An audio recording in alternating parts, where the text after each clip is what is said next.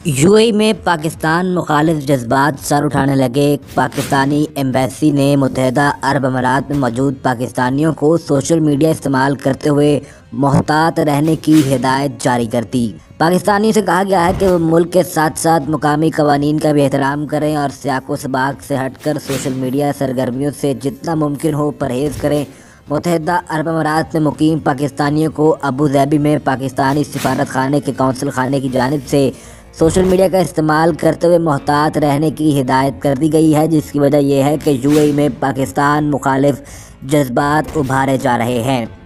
जुम्मे को जारी किए गए एक बयान में मुत्तहिदा अरब अमारात में मुकीम पाकिस्तानियों को हिदायत की गई है कि वो अपने मुल्क के साथ साथ मुकामी कवानीन का भी एहतराम करें, सियाको सबाक से हटकर सोशल मीडिया को ज़्यादा इस्तेमाल ना करें और कम्युनिटी मेंबर्स को दरपेश किसी भी मसले या परेशानी की इत्तला फौरी तौर पर कौंसल खाने की जानिब से जारी किए गए नंबर्स पर दी जाए। दुबई के कौंसल खाने की जानिब से खसूसी तौर पर एक सेल कायम किया गया है जिस पर फौरी रब्ता किया जा सकता है, जबकि इसके साथ एक ईमेल एड्रेस भी जारी किया गया है। याद रहे कि यूएई ने हाल ही में पाकिस्तान समेत 11 मुल्कों पर सफरी वीज़े पर पाबंदी आयद कर दी है, जिसकी वजह ये बताई गई कि कोरोना वायरस के केसेस बहुत तेज़ी से बढ़ रहे हैं, जबकि यूएई ने भारत पर पाबंदी आयद नहीं की, जहां पर सबसे ज़्यादा कोरोना के केसेस रिपोर्ट हो रहे हैं, जिससे ये वाज़ेह होता है कि